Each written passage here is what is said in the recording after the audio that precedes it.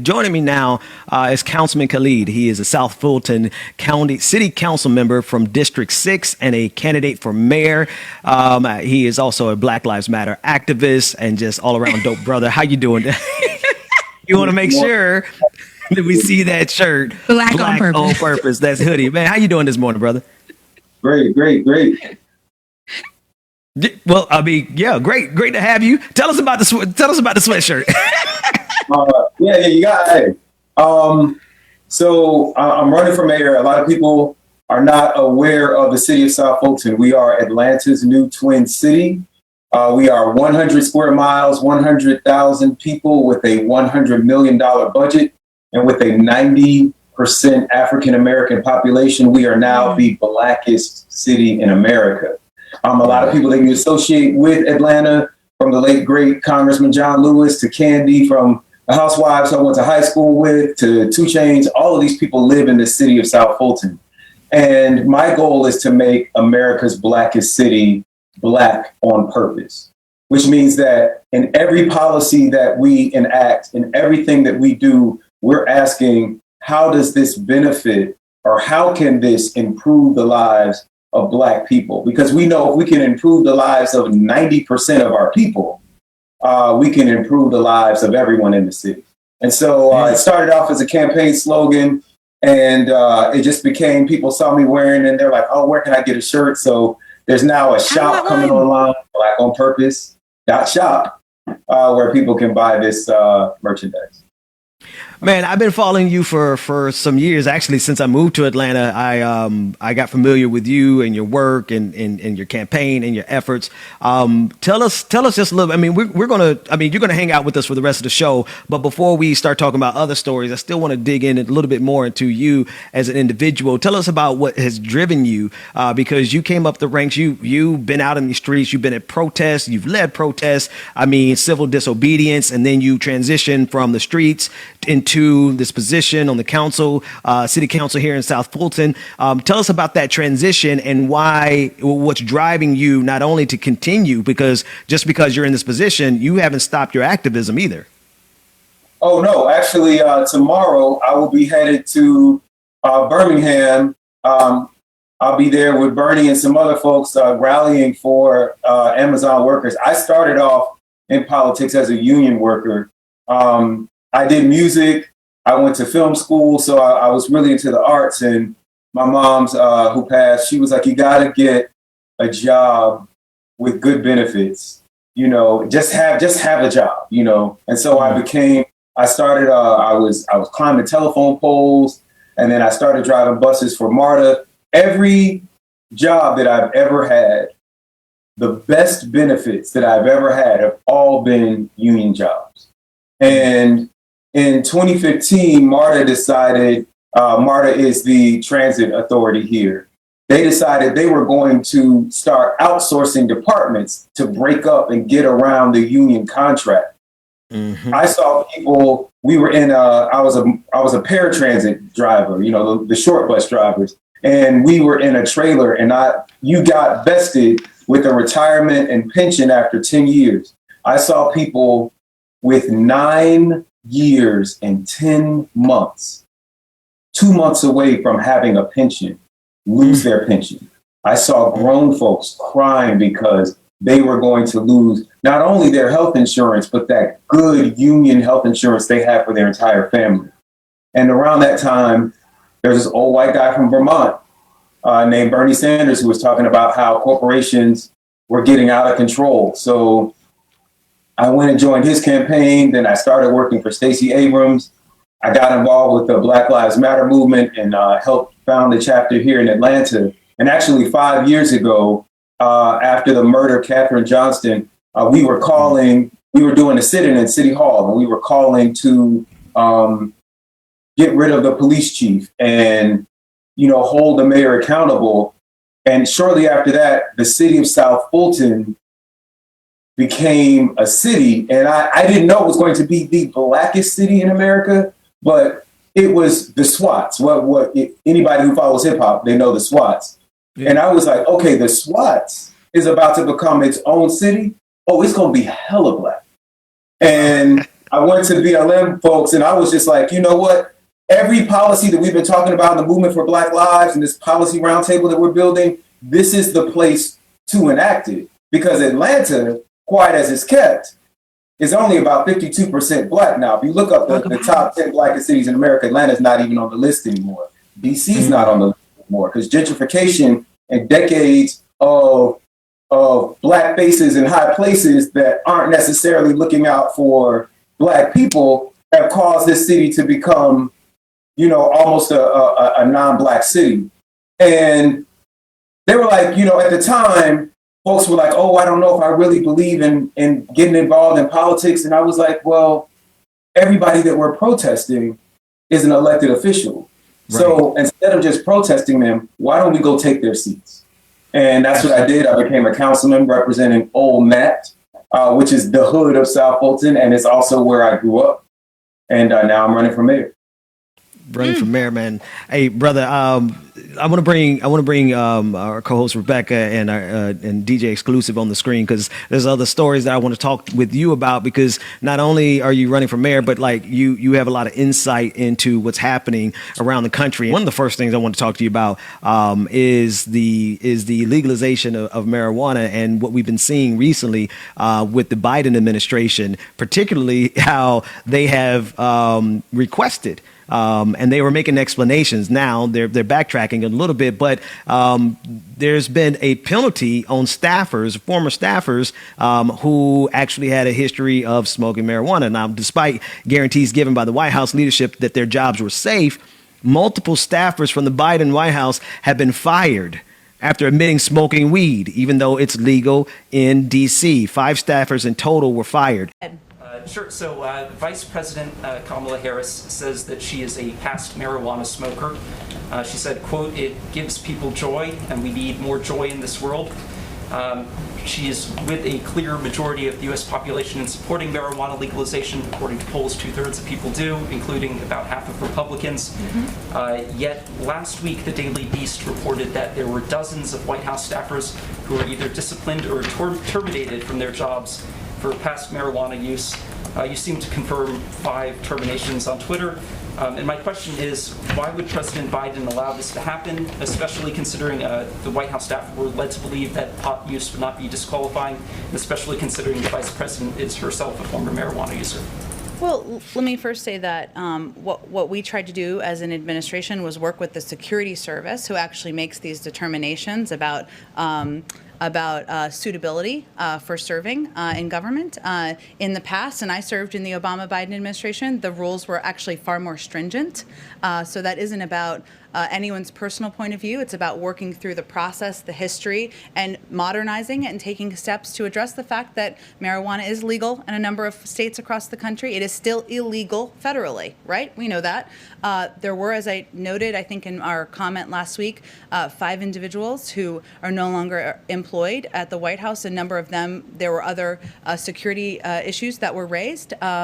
And you know, that's an unfortunate conclusion, of course, but what we tried to do is enable additional members of the team who would not have been able to continue serving in past administrations to continue serving by updating our policy in coordination with the Security Service. Follow up on that. Surely President Biden could, implement changes here unilaterally and just say that these people can come to work for him. Well, I think if marijuana was federally legal, that might be a different circumstance. But I don't think I have any more for this for you. Go ahead. This is my question here. It is especially because of how this disproportionately affects Black people across this country and because of how many white people are getting lined up to make a killing on weed across the country. This rubs me the wrong way, especially coming from a president who absolutely has benefited from not only the war on drugs, but also now Black people who are trying to recover from the war on drugs. What are your thoughts? Weed is an herb, for the record. I have smoked it. And smoke later on. When I started smoking it, I couldn't afford, I didn't have health insurance. I couldn't afford to see a psychologist. Yeah. I couldn't afford a psychiatrist. I couldn't afford prescriptions for opioids and all of the other drugs that many white and upper class folks are strung out on that are legal, right? And so that's that part. And then when you add that entire industries are being created, when you look at the city of Chicago, which has legalized weed over a year ago, but to date has not given one minority license out. They have a minority license program, but somehow into the city of Chicago, ain't no black folks got a license to sell this thing that hundreds of thousands of black people have been locked up for. So it's ridiculous. And at some point, you just have to say, to hell with what it looks like. We're going to be about our values. And if we said that we weren't going to discriminate against people that have past marijuana convictions, then don't discriminate against people that have past marijuana convictions. Period. If you're talking about modernizing things, we're in 2021, and you guys are talking about firing people because they smoked marijuana. You know, they had a little bit of weed. They hit the blunt for some reasons. But here's the thing: for some reasons, maybe because they don't take pills, and maybe they do have anxiety, and maybe it's something they do to calm down. And, you know, as the councilman said, the system has been designed to work exactly as it's been working, and that's against us. And you know, and that's it. That's that on that. So people that did get the job and were fired because of weed, you know, the system is working against you. Write a book about it, baby, if you can. Like, just give somebody the tea to expose. Khalid, do you think they actually thought this thing through when Kamala has been telling everybody how much weed she smoked? Absolutely not. Because here's the thing. Since you just pointed out alcohol, if you've ever been to Capitol Hill or Congress, of drinking that goes on in the federal government, the number of people that have DUIs. If we're going to fire people for having weed misdemeanors, we need to fire people that have DUIs. If we do that, half of them will be gone. Wow. Wow. Yeah. That's a fact. And I'm telling y'all, I just like that. That's alcohol is a different devil. And I used to be a drinker amongst drinkers, but like during the pandemic, I stopped drinking, you know, because whatever.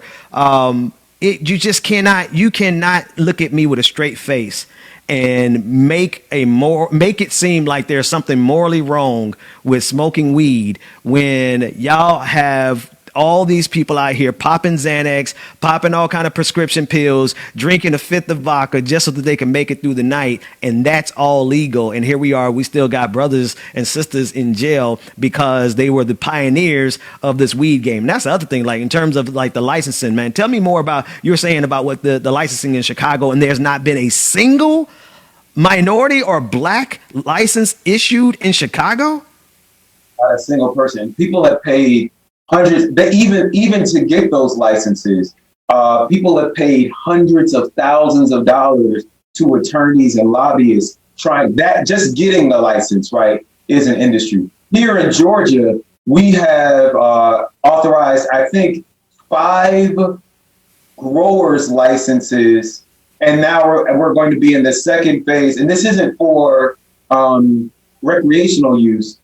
We passed something for medicinal use. And there are 5 growers licenses that are going to be given out in the entire state. One of the things that happened in Chicago is that when it was medicinal, they gave out licenses to people. And then when it became recreational, the people who had medicinal licenses, guess what? None of them were black. The first opportunity to start opening recreational places. So I'm actually going to be doing a town hall in June about this very issue with Sheikh Rahman, who is the state senator who has introduced a bill to make recreational marijuana legal. It did not actually get through the legislature, but it's going to be important for us, even before these bills pass, to start looking at who is getting these licenses. What is the process going to be? How are they just doing minority participation in name with this elaborate process? Or is there going to be a guarantee of licensing? And then at the city level, because we talk about all these federal and state things, but this is why local politics is lit. In every city, the people who decide whether a weed store is going to open in your neighborhood aren't the feds or the state government. It's your county commissions and your city councils who write those zoning and business and occupational permit licensing laws. And so it's it's up to us to make sure that the people that are getting those licenses in our city, the people who are allowed to open stores in our city, look like the people or actually are the people who live in our city. And Oakland and Seattle and some other places have been doing some really radical things to ensure that people who have been historically locked out in those neighborhoods are enfranchised. In Oakland, they've actually created a program to help subsidize minority entrepreneurs who want to get into this business that would not normally have the access to capital, allowing them to piggyback off of a white or majority-owned business. You're running for mayor in South Fulton, and you just mentioned like some policies. Like I could hear some of the policies that you will be fighting for. Tell us just a little bit more about like what you're fighting for specifically in the blackest city in America. One is to really reprioritize how we spend money. Right now, like many cities, the largest share of our budget, the first dollars that we spend go to police. And I've been saying that we cannot police our way to prosperity here in South Fulton. We spend about 25% of our tax dollars on police and less than 1% on economic development. And what we know is that police don't actually prevent crime, right? They respond to crime. What prevents crime is opportunities. And so looking at ways that we can create opportunities for people who are caught in this school to prison pipeline is a major part of what I want to do as a city council person. And the second part is improving our infrastructure. One of the reasons that we became a city is because when we were governed by the county, which has a majority white Republican board, most of the county commissioners actually do not live in South Fulton County. And that was reflected in how things were spent. So, for example, North Fulton County has an award-winning water treatment plant. In South Fulton County, we get boiled water advisories at least quarterly, right? And so making sure that we are spending money on the infrastructure to make our city a place that people can do business and succeed. I know that you said some of the policies that you're working on are like infrastructure and things like that. One thing that I've seen that you're working on is the Blighted Property Fund, where you're taking like vacated apartments and things like that and fixing them up and creating that idealistic Black, look, what T.I. said was but wasn't Wakanda, because it's like that property, fixing up the property. So tell us about that, because that's very important. I would love to move in a predominantly Black area with good property. Now we got some nice places. We got some places that rival wherever you're living now. We got some $1 million houses. We got some $1 million houses. I don't know what you're making here on Like It or Not, but not enough to be moving into those. But let me tell you something. Free Azor and free Bubble. Are you watching right now? Listen, but get them. Let the man talk. Let the man talk. Joe, go ahead and say what you saying there, Kelly. It's coming. It's coming. But no, one of the things that we discovered, or one of the things that I discovered as I dug into why do we have all of these properties? We have properties that have been burned out and abandoned for like over 10 years. And what we discovered was that even under Fulton County, there had never been any money put into demolishing or seizing these properties. They would just get reported, and what happens, the code enforcement department, puts a lien against the house, which means nothing until the house is sold. So it was just, it's a perfect example of there are so many programs that we could be doing if we weren't spending all of our money buying tanks and over-policing our residents and tag readers and all of the things. But we never, it's always something that we're going to get around to eventually, right? Like a $15 minimum wage. We're going to get around to it at some point. And I said, no, we're going to get around to it now. And I created this legislation that said, and this is one of the things that happens, if I can nerd out on you all a little bit, the majority of state and local budgets are in what is called a general fund. So no matter where the money comes from, if you have a code enforcement department that's written hundreds of thousands of dollars in tickets, it doesn't mean that that money goes back to code enforcement. If you have a parks department that has charged fees for, renting fields or athletic facilities, it doesn't mean that the money that you're paying the parks department stays with the parks department. It goes back into the general fund. And once it goes into the general fund, it usually gets funneled to things like police and fire, or, we're going to build a new city hall that costs millions of dollars, right? And so what I said is that in this legislation is that all of the money that the Code Enforcement Board issues in fines, plus 0.1% of our city's budget, which totals to be around $100,000, plus the fines, which ended up being around like $200,000, all of that would go into a dedicated fund and would have to be spent on demolishing blighted properties. And I'm actually doing the same thing right now, or I'm calling for the same thing to be done with this money that we're making on these speed cameras that was supposed to be about pedestrian safety. We've made over $1 billion on these pedestrian safety speed cameras, but the first thing that we're buying is a tank for our SWAT team. Wow. And we see that across the country all the time. And this is being implemented in the blackest city in the country with the blackest city council that I've seen in any city I've ever lived in. So this is not coming down from white folks doing this in the city. This is coming down from black folks doing this in the city. Talk about that with the last few minutes we got left. I mean, it's because people are not being black on purpose, which doesn't just mean being unapologetically black, but it means being intentionally black in your policies. We've seen around the country a rise in violence over this COVID-19 pandemic. I believe that some of it is just a slowdown that happens every time. If you think about this on the federal level, every time we talk about the military-industrial complex, all of a sudden there's a new conflict that explodes and we need our military. Every time we talk about reallocating or defunding the police, all of a sudden there's an upshoot in violence and we start hearing stories about police morale. And I am concerned that these slowdowns may be happening, these slow responses to crime may be happening so that people feel that more police are needed.